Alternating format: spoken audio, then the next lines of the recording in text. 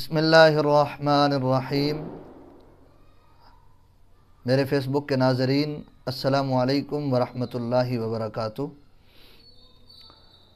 ہم مسلمان ہیں اور سرکار دو عالم نور مجسم شفیع معظم رحمت عالمین صلی اللہ علیہ وآلہ وسلم کے امتی ہیں۔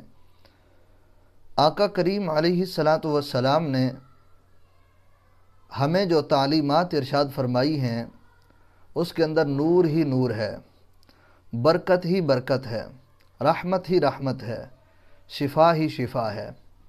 حضور صلی اللہ علیہ وآلہ وسلم نے ارشاد فرمایا، جب تم کسی کو کسی مصیبت میں مبتلا دیکھو یا کسی بیماری یا پریشانی میں مبتلا دیکھو تو یہ کلمات پڑھ لو۔ وہ کلمات کیا ہیں؟ جامع ترمذی کے اندر یہ حدیث موجود ہے۔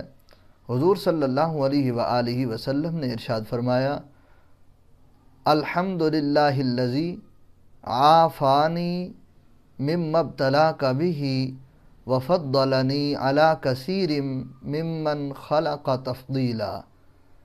حضور نے ارشاد فرمایا، یہ کلمات تم پڑھ لو تو وہ جس کو تم نے مصیبت میں مبتلا دیکھا ہے وہ مصیبت کبھی تم پر نہیں آئے گی، وہ بیماری وہ پریشانی تم پر نہیں آئے گی۔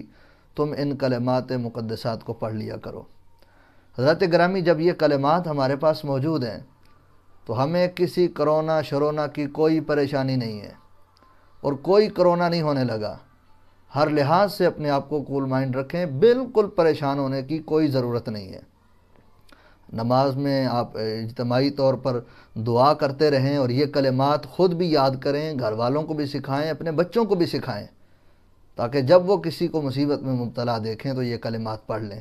جب ہمارے پاس یہ حضور کا فرمان موجود ہے تو پھر جب ہم حضور پر ایمان لائے ہیں، جب ہمارا حضور صلی اللہ علیہ وآلہ وسلم کے لب اقدس سے نکلنے والی ہر بات پر یقین ہے، یقین کامل ہے، تو پھر ہمیں کسی بات میں پریشان ہونے کی ضرورت نہیں ہے۔